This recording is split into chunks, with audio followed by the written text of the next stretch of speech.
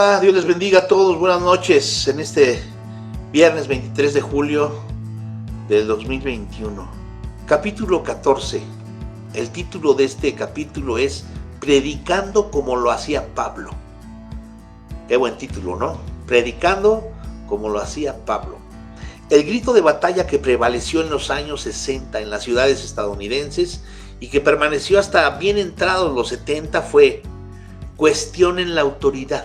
La mayoría de los adultos pueden recordar esas vociferantes décadas en las que, no importa cuál fuera su papel o título, si usted tenía autoridad sobre alguien, se enfurecían y la rechazaban. Esto ocurría con los profesores en las aulas de clase, con los padres en el hogar y con los jefes en la oficina. El colmo ocurrió cuando se tuvo la misma actitud frente al predicador en el púlpito. El estribillo era: oye, yo tengo mis derechos. ¿Quién te crees que eres para pararte allí y hablarme de esa manera sin permitirme a mí decir lo que pienso? La cosa se volvió sumamente amenazadora al comienzo de los 70. Como ministro comprometido con la palabra de Dios, he observado con tristeza esta erosión de la autoridad que se está produciendo en nuestras filas. Aunque el cristianismo ha sobrevivido ciertamente los años 60 y 70, algunas iglesias evidencian todavía esa mentalidad de cuestionamiento a la autoridad. Son comunes las críticas que se hacen en contra de los predicadores y de la predicación. Esas son con frecuencia las mismas iglesias que prefieren un estilo de cultos para entretener en vez de levantarse y predicar las eternas verdades de la palabra de Dios.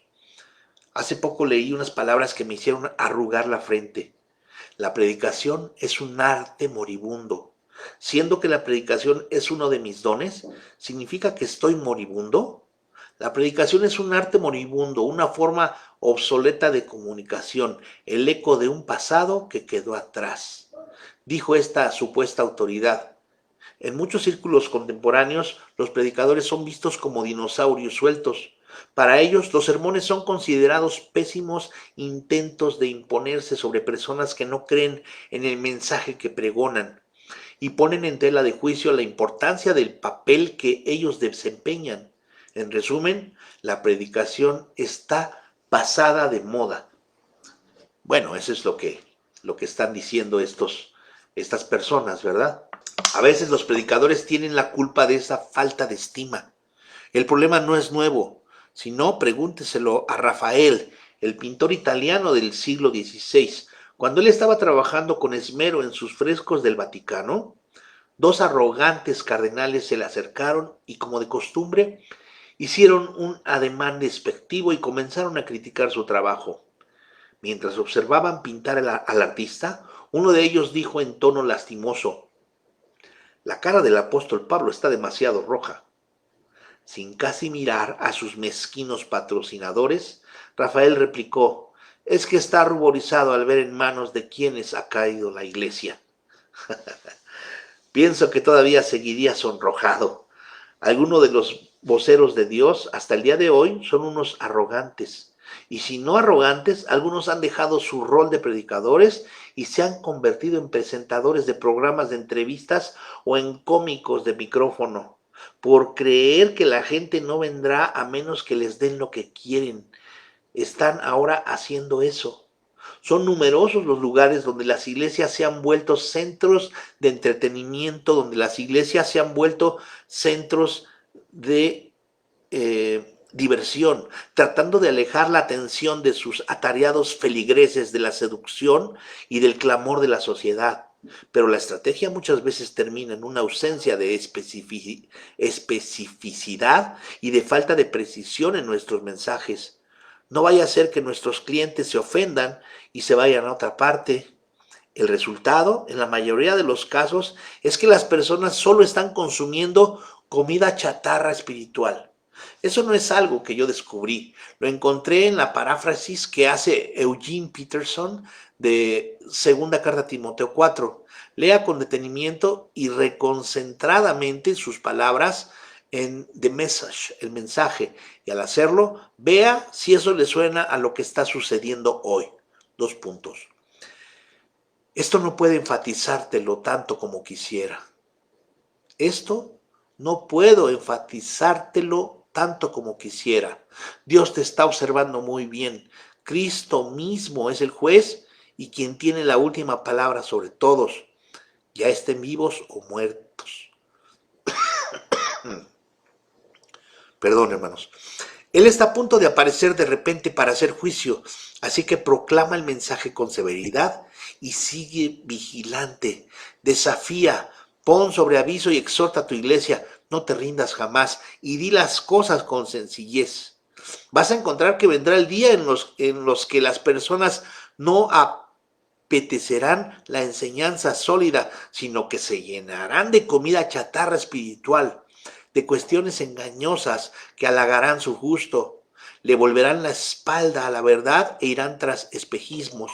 Pero tú mantén tus ojos en lo que estás haciendo, acepta los momentos malos junto con los buenos, mantén vivo el mensaje, haz un trabajo cabal como siervo de Dios. Me encanta la expresión comida chatarra espiritual. Es lo que les decimos a nuestros hijos. No se llenen de chatarra, ya que vamos a cenar dentro de una hora. Muchísimas iglesias del siglo XXI no ofrecen sino sermoncitos, y los sermoncitos crean cristianitos. Ese tiempo de dieta sobre ese tiempo de dieta pobre solo lleva a la desnutrición espiritual, o peor aún, a la inanición. Debo decir además que las sectas hacen su agosto cuando se encuentran con unas ovejas muertas de hambre. La conversión de Martín Lutero a Cristo, solo por la fe, fue lo que dio impulso a la Reforma Protestante. La dramática conversión de Lutero se inició como una cruzada personal para volver a dar a las Sagradas Escrituras la autoridad final en la vida de todo creyente. Este énfasis, naturalmente, se reflejó en el culto cristiano. Como era de esperarse, la proclamación de la palabra se convertiría en el corazón de la experiencia de adoración colectiva por parte de la iglesia. La Reforma elevó al púlpito sobre el altar. Lutero enseñó que a través de la palabra de Dios los elementos adquieren significado sacramental. Además, la predicación de la palabra es esencial para tener una vida de libertad y gracia espiritual. La predicación sólida se convirtió en el catalizador de la verdadera adoración. Las vigorosas convicciones de Lutero en cuanto a la preeminencia de las escrituras en la vida de la iglesia se transmutó en 9 virtudes que él descubrió como buena predicación. Yo no soy bueno dando fórmulas simplistas o métodos a seguir paso a paso para lo que tiene que ver con cosas que, al final, solo dependen de la obra del Espíritu de Dios. Sin embargo, vale la pena mencionar las 9 virtudes de Lutero, el predicador. 1. Debe, por supuesto, enseñar de manera sistemática. 2. Debe tener agudeza mental. 3. Debe ser elocuente, persuasivo, claro y expresivo. 4. Debe tener buena voz. 5. Debe tener buena memoria. 6. Debe saber cómo comenzar y cómo terminar. 7. Debe estar seguro de su doctrina. 8. Debe arriesgar e involucrar cuerpo y sangre y honor y bienes en la palabra. Debe de ser un apasionado. Y 9. Debe estar dispuesto a ser ridiculizado y despreciado. La novena virtud de Lutero representa, por lo menos para él, la prueba verdadera. El predicador debe estar dispuesto a arriesgarse al ridículo, a la pérdida de sus bienes e incluso su vida en caso de ser necesario, si quiere ser un digno vocero de Cristo. Eso a mí no me suena como alguien que solo sirve comida chatarra espiritual. Esa clase de predicación acrisolada no solo da vida, sino que la nutre. No le quepa la menor duda de que esa fue la clase de predicación que caracterizó al apóstol Pablo. Aunque tenía una forma sencilla, su predicación se abrió camino por entre las complejidades de su propia sociedad pluralista al exaltar la supremacía de Cristo. Los que tenemos el ministerio cristiano como vocación de vida, debiéramos ser lo suficientemente sabios como para aprender de él. Y si usted no está llamado a hacer la obra de Dios profesionalmente, sería prudente que usara el ejemplo de Pablo como la clase de modelo que debiera buscar en la persona que está al frente de su congregación. Título: un modelo sencillo para nuestros complejos tiempos. Una rápida indagación de los primeros capítulos de Hechos, que recogen el comienzo del ministerio de Pablo, pone de manifiesto su pasión por la comunicación del mensaje de Cristo. Sin titubeos ni disimulos, Pablo hablaba osadamente, Pablo predicaba la palabra, Pablo enseñaba con convicción, Pablo se conectaba con las necesidades de sus oyentes.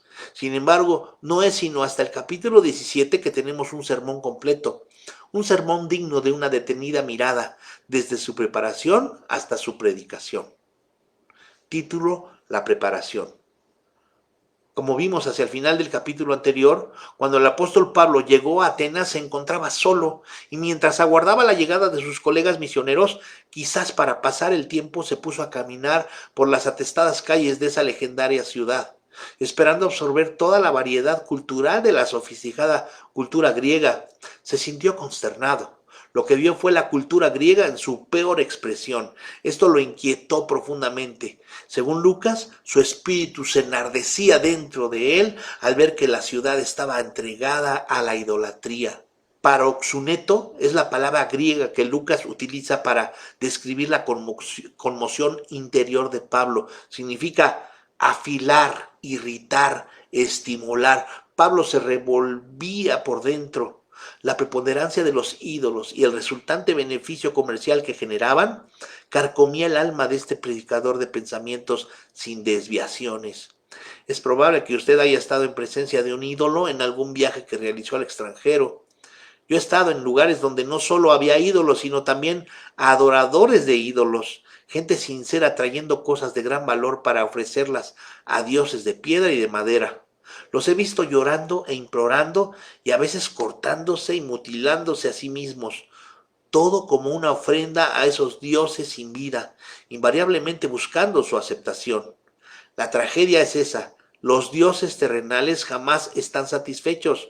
Los adoradores de ídolos, llenos de superstición y ciegos por el temor a la ignorancia, viven la vida preguntándose si han satisfecho todas las demandas y si han ganado el favor de los mejores dioses. Eso es tan desgarrador que uno se revuelve por dentro.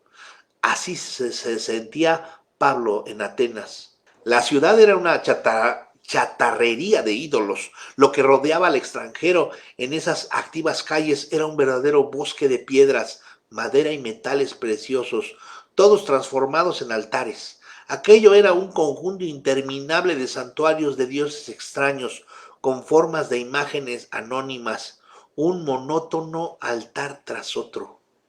Atenas era, al mismo tiempo, una ciudad de esculturas y arquitectura incomparables. Se ufanaba de tener un estadio de 60,000 asientos. Las galerías de arte eran excepcionalmente numerosas. Bellas salas de concierto y respetadas academias estaban ordenadamente alineadas en sus calles empedradas. Por diversas razones, Atenas era el centro cultural del mundo griego. Plinio escribió: en los días de Nerón, Atenas tenía más de 25,000 estatuas públicas y otras 30,000 solo en el Partenón. Era más fácil encontrar a un dios que a un hombre en Atenas, añadiría Petronio. La ciudad era la ambición de todo filósofo. Las familias ricas enviaban a sus hijos a Atenas a aprender filosofía y a tener un mejor conocimiento de los entretenidos mitos que giraban en torno a sus fantásticos y antojadizos dioses y diosas. Atenas, cuna de Sócrates y Platón, era también la ciudad adoptiva de Aristóteles y Epicuro. Pablo lo vio todo. Debió tener momentos de asombro que lo dejaron boquiabierto. Su espíritu se inquietaba cada vez más con cada minuto que pasaba. Pablo se sentía tal en casa en Atenas como se sentiría un busto de Lutero en el Vaticano. Entre las arrugadas líneas de los rostros de los brillantes y reflexivos intelectuales de esa ciudad, él podía leer mensajes de confusión y desesperanza. A medida que la agitación cedía, un sermón comenzó a formarse en su interior. La última palabra en todo ese grave ambiente filosófico lo tenía el Areópago, en la colina de Marte, cuyo mármol ha perdurado hasta hoy. En ese eminente lugar se reunieron eruditos filósofos. maestros e historiadores, todos ellos tan inseguros e indecisos de su pensamiento, que no tenían espacio en su mente para nada que fuera absoluto. Para ellos la verdad era relativa. El dogmatismo equivalía al suicidio intelectual. Aunque el alma de Pablo percibía todo el mal que tenía a su alrededor, su espíritu sentía dolor por la ceguera y el vacío espiritual de los atenienses. John Stott, en su libro The Spirit, the Church and the World, el espíritu de la iglesia y el mundo, nos proporciona un correcto análisis de la evaluación que hace el apóstol de la ceguera espiritual de Atenas. La reacción de Pablo ante la idolatría de la ciudad no fue solo negativa, sino también positiva y constructiva.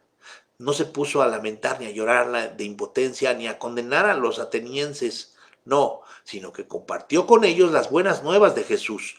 Procuró a través de la predicación del Evangelio prevalecer sobre ellos para hacerlos volver de sus ídolos al Dios viviente, de manera que pudieran darle a él y a su Hijo la gloria debida a su nombre. La agitación de su espíritu con una indignación justa abrió su boca en testimonio. No solo la observación minuciosa jugó un papel vital en la preparación de Pablo para predicar, sino que también se enfrascó en ejercicio de preguntas bien pensadas, interactuando de esa manera de persona a persona con la gente de Atenas.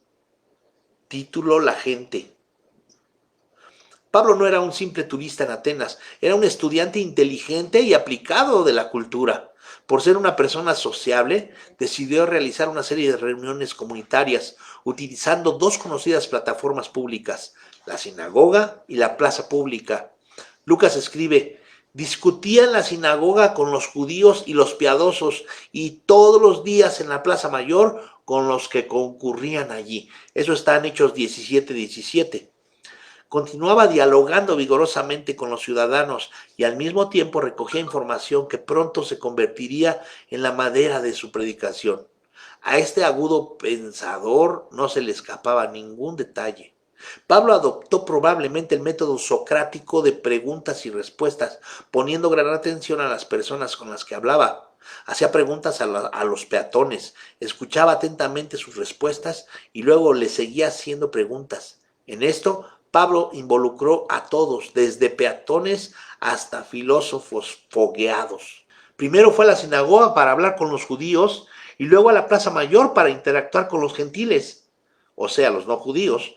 La ágora era el lugar central de la vida pública de Atenas y por esa razón el lugar de encuentro de la conversación filosófica, de la inactividad, del ocio, de la conversación general y de las operaciones comerciales. Pablo no era exigente en cuanto a su auditorio.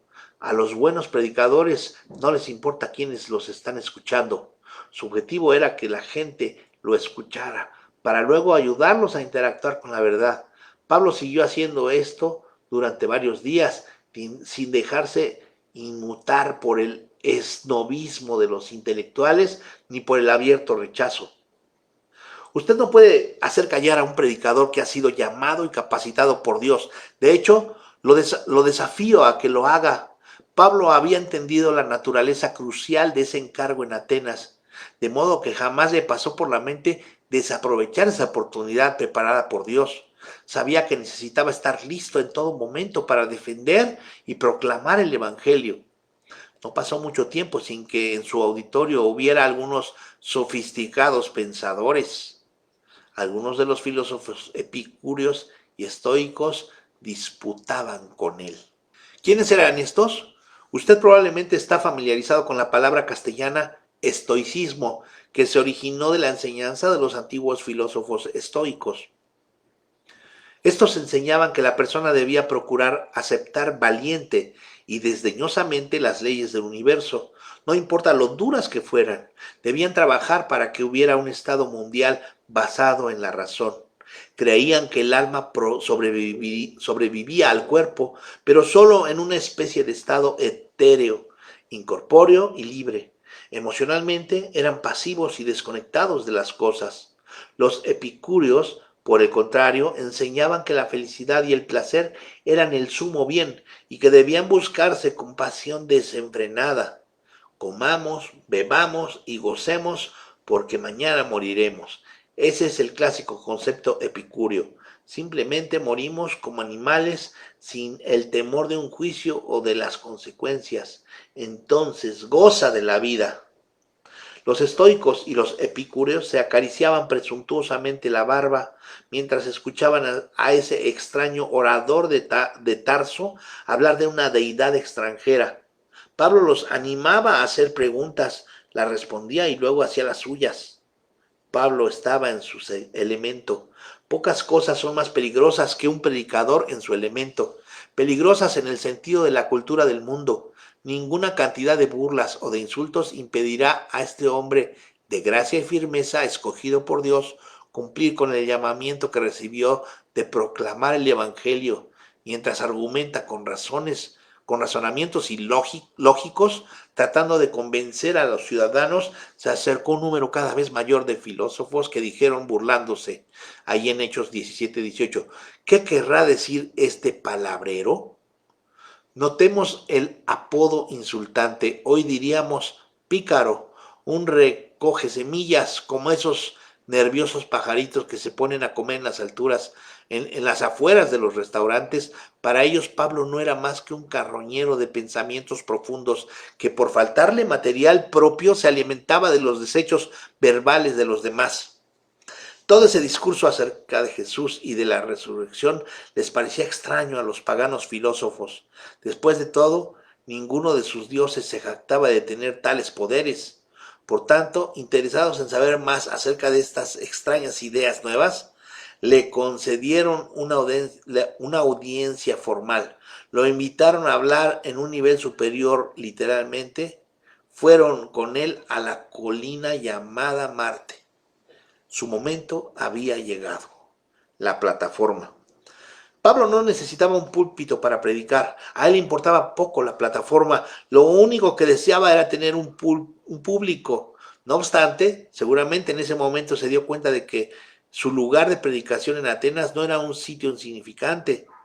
En el prominente Areópago, este venerable grupo de intelectuales significaba el sueño más grande de su predicador. Era como ser invitado a predicar en la sala de sesiones del Congreso o dar un discurso en favor de Cristo ante la Corte Suprema de un importante país. En esos lugares las mentes más sagaces y los jueces más respetados de la nación escucharían todas las palabras que usted diría. Eso era el Areópago.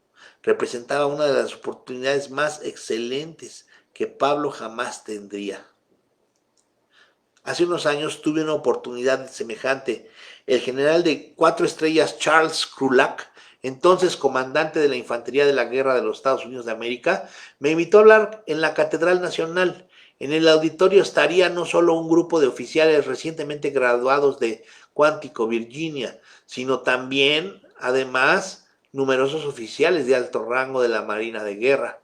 Era un importante encuentro de oficiales de las Fuerzas Armadas.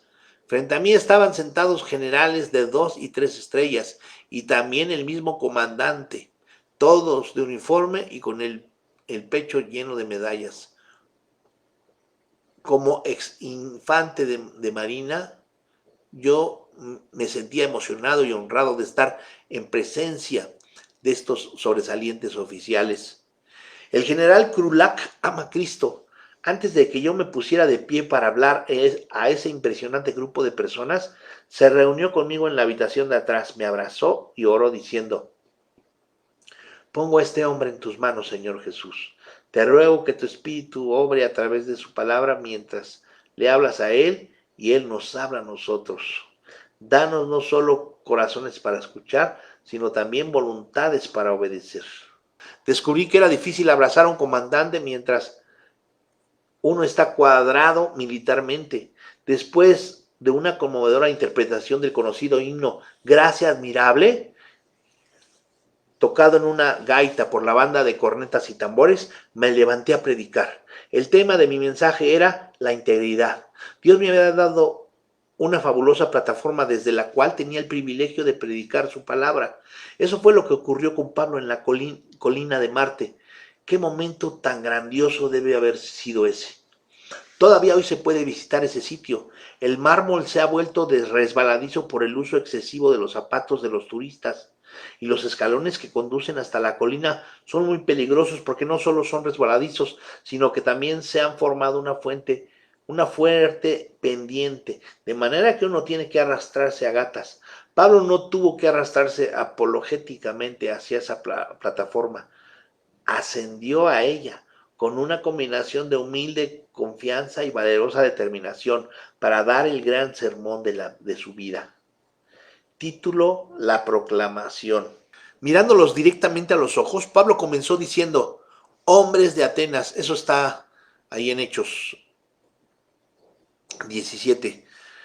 Dice: hombres de Atenas, y se lanzó a hablar. Qué tremendo mensaje proclamó. A usted no le tomaría 3 minutos leer todo el sermón, tal como Lucas lo registra.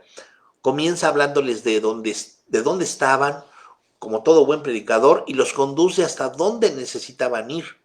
Todos estaban fascinados por sus palabras, sin que sus mentes divagaran en ningún momento. La razón por la que Pablo pudo hablar como lo hizo se debió a que sintió lo que sintió, y sintió lo que sintió porque vio lo que vio. Los grandes sermones son el resultado de ver lo que otros no ven y de sentir lo que la mayoría no siente. Él habló a hombres inteligentes cuyos nombres habían estado precedidos por muchos títulos, de haber sido la costumbre de aquellos tiempos, y lo hizo sin notas, sin consultar Biblias de estudio que le sirvieran de ayuda, sin ayudas escritas, simplemente enfrentó la situación diciendo: hombres de Atenas, observo que sois de lo más religiosos en todas las cosas. Qué comienzo tan comedido. Nada de insultar, nada de dar puñetazos, nada de regañar a nadie con una cara arrugada. Simplemente les dice lo que había visto en los últimos días mientras se encontraba visitando su hermosa ciudad. Les dice que había hablado con una muestra representativa de ciudadanos atenienses y que había observado que eran personas de lo más religiosas. Pero hay una gran diferencia. Ellos sin duda recibieron las primeras palabras de Pablo como un cumplido. Doy aquí un consejo gratis a los predicadores novatos. Ponga mucha atención a las primeras palabras de su sermón. El mensaje de Pablo no se iba a centrar en el significado del universo ni en la historia política del mundo antiguo. Su tema era la religión pura y simple. Ellos lo captaron en las primeras palabras que salieron de su boca. Esto lo ayudará a usted a recordar que unas palabras bien pensadas le ayudarán a romper la mentalidad de desinterés de su auditorio. Pablo siguió diciendo, Hechos 17:23, pues mientras pasaba y miraba vuestros monumentos sagrados, hallé también un altar en el cual estaba esta inscripción: al Dios no conocido. Aquel pues que vosotros honráis sin conocerle, a este yo os anuncio. Es muy probable que todos los hombres que estaban escuchando a Pablo hubieran visto ese altar. No ignoraban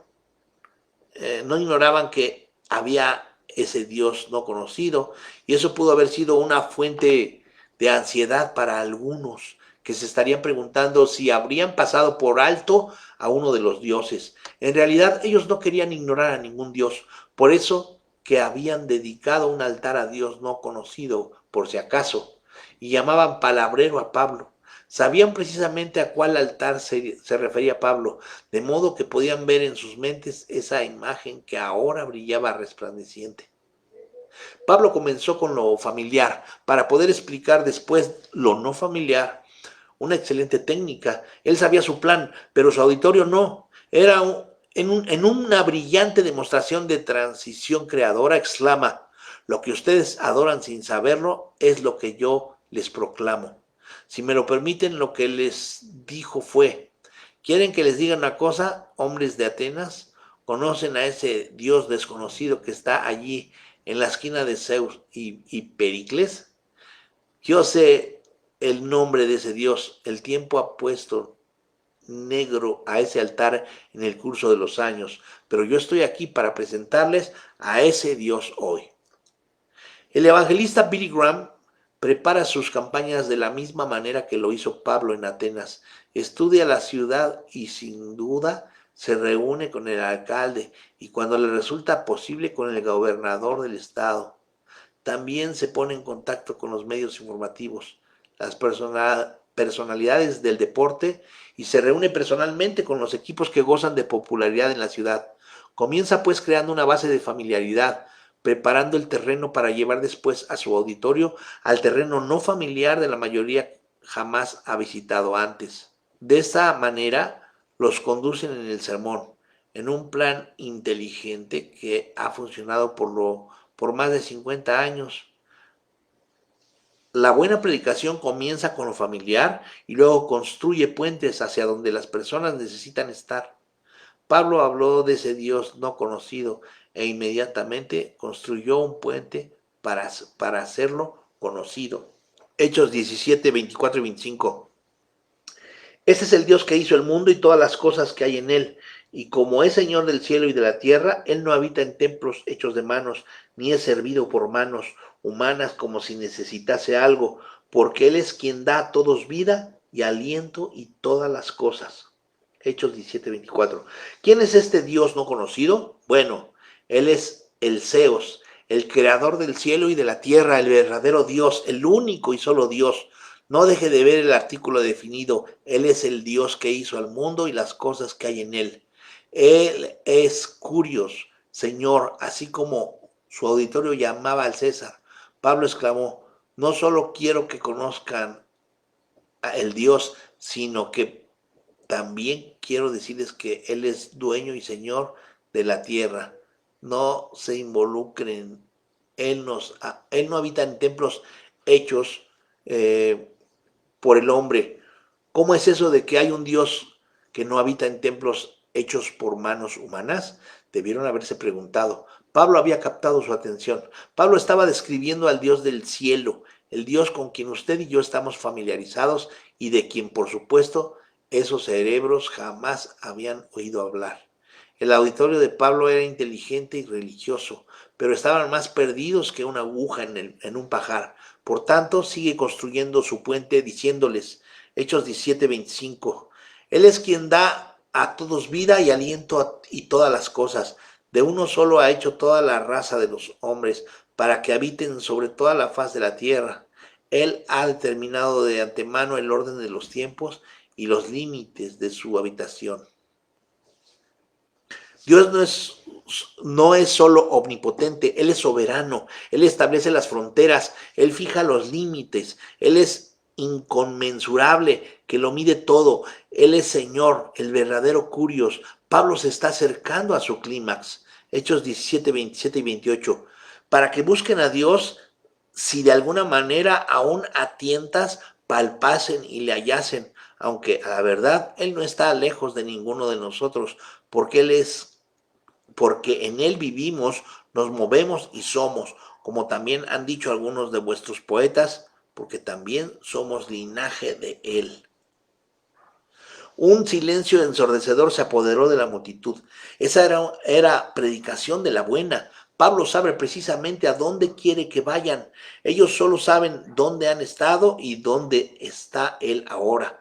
El hombre estaba describiendo a una deidad que ellos jamás habían conocido. Recuerde que Pablo había tenido poco tiempo para preparar o escribir su sermón. Comenzó a prepararlo durante el tiempo en que estuvo en la calle y lo terminó en su cabeza durante su enérgica subida por los escalones de mármol de la colina de Marte. ¿Notó algo? Él cita a uno de sus poetas que dijo, porque somos linaje de él. Pero déjenme decirles algo, dice el apóstol por implicación, no de Zeus, sino de Dios, por si acaso alguien hubiera estado comenzando a cabecear de sueño. Pablo recoge unas pocas semillas propias citando un poema conocido escrito en cuanto a Zeus, el filósofo estoico Arato de Soli. Fueron estas últimas palabras las que utilizó Pablo. El Dios a quien Pablo proclamaba no era Zeus. Toda la sabiduría de ellos no solo los había conducido a un callejón sin salida. Este no era un dios de pacotilla cuya imagen aparecía para la venta en los mercados o en las vitrinas de las tiendas. Pablo les estaba presentando al Dios que había creado el universo y que demandaba una respuesta de su presencia en todas partes.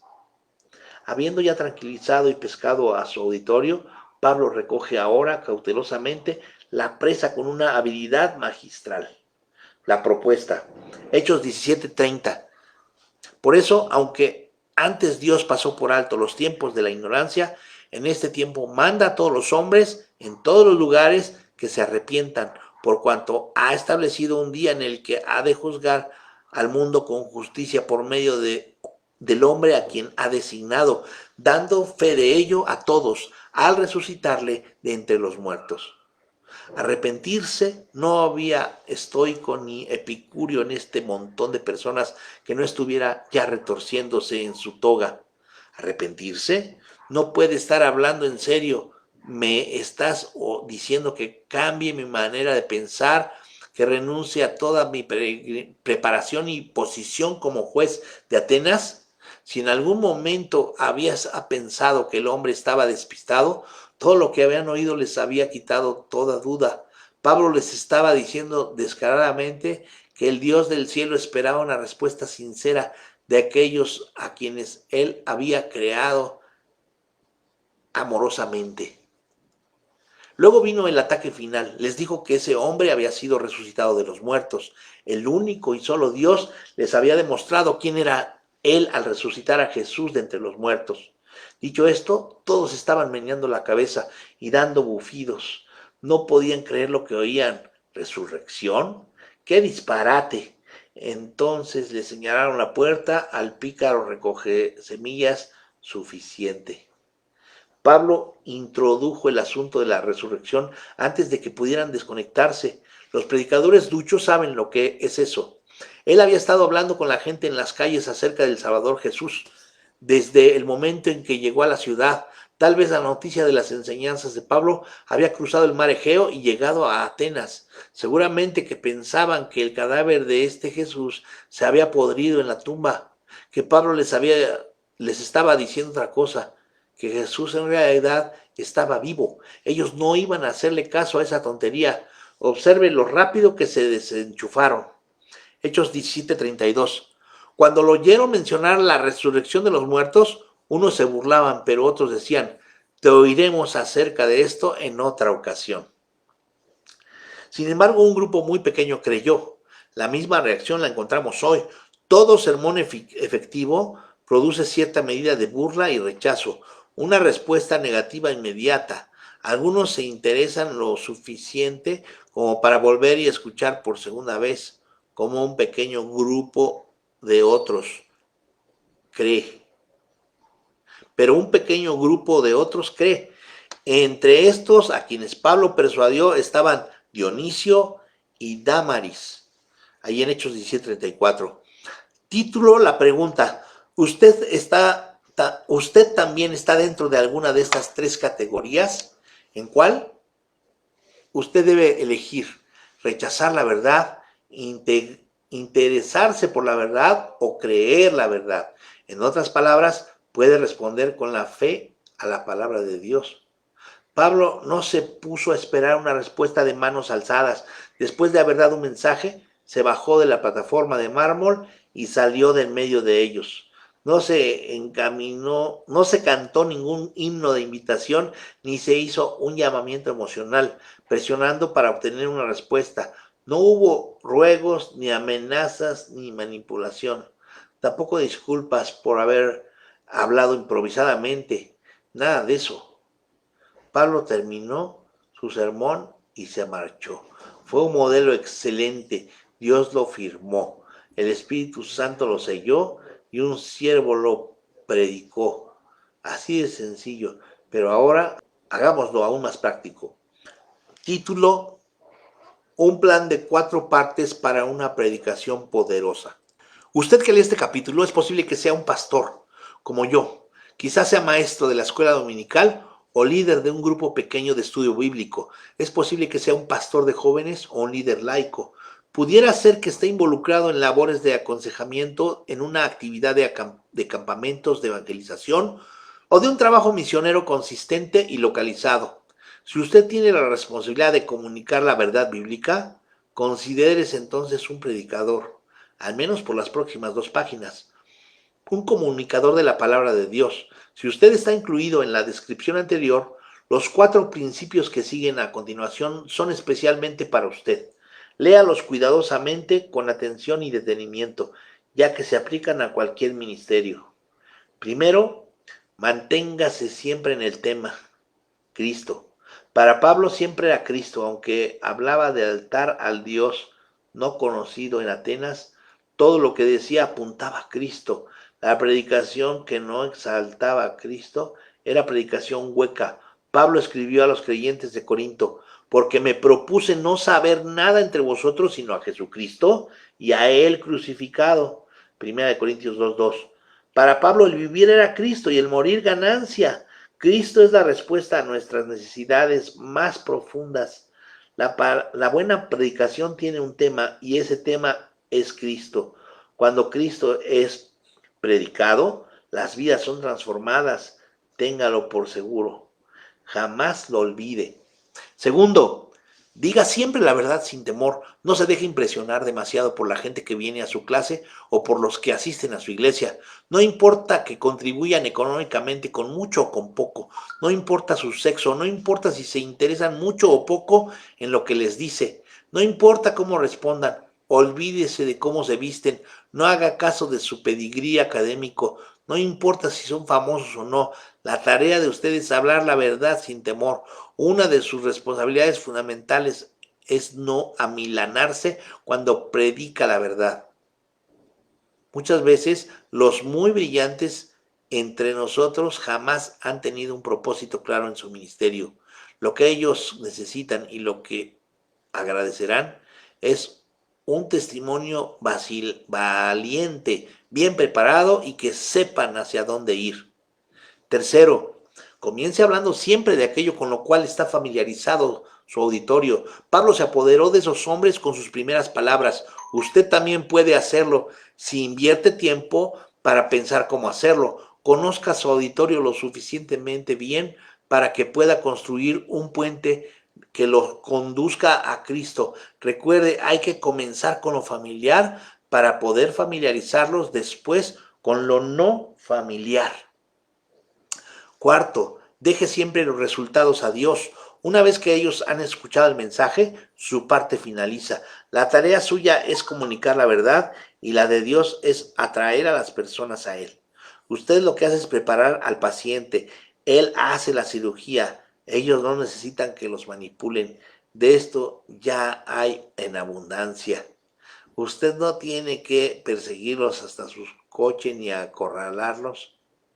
Dios los alcanzará. De la misma forma que lo hizo en Atenas, cuando usted termine de predicar su mensaje, salude amablemente a los que todavía no se deciden y déjelos quietos. Ore, sea solícito, muestre verdadero interés. Confíe los resultados a Dios, no lleve usted la cuenta, eso le corresponde a Él. Dios puede manejar el resto, confíe en Él. La tarea de usted es inquietarlos espiritualmente y decirles la verdad, con misericordia y verdad, con misericordia y sabiduría. Deje los resultados al Señor. Pablo pudo hablar como lo hizo porque sintió lo que sintió y sintió lo que sintió porque vio lo que vio. Eso sirve para hacer un buen sermón. Los buenos predicadores ven lo que la mayoría no ve. Generalmente es lo invisible, es eso que resulta difícil comprender. Es el angustioso vacío del alma humana que el predicador de alguna manera ve, entiende y que luego describe de manera efectiva. Pablo fue movido en su espíritu y al ser movido fue dirigido a decir lo que dijo, y cuando lo dijo fue capaz de establecer una conexión. Así de sencillo. Si su corazón está bien con Dios, es asombroso lo que usted será capaz de ver. Y cuando lo vea claramente será admirable cómo Dios podrá darle las palabras que deba decir. Usted se maravillará por la forma como Dios lo utilizará, así como lo hizo con Pablo en aquella antigua metrópoli hace tantos años. Cuando le llegó el momento, él estaba preparado. Cuando a usted le llegue el momento, levántese y hable. Dios le dará el valor para hablar a los demás de su Hijo. No hay mayor honor que este sobre la tierra. Bueno, pues nos dice cosas duras este capítulo. Nos vemos el próximo viernes para que usted siga leyendo el capítulo, ahora el capítulo 15. Que Dios le bendiga, que descanse y nos vemos el domingo con la ayuda de Dios. Que Dios sea con usted, le bendiga y le mando un abrazo a todos los que se conectaron. Buenas noches, Dios les bendiga.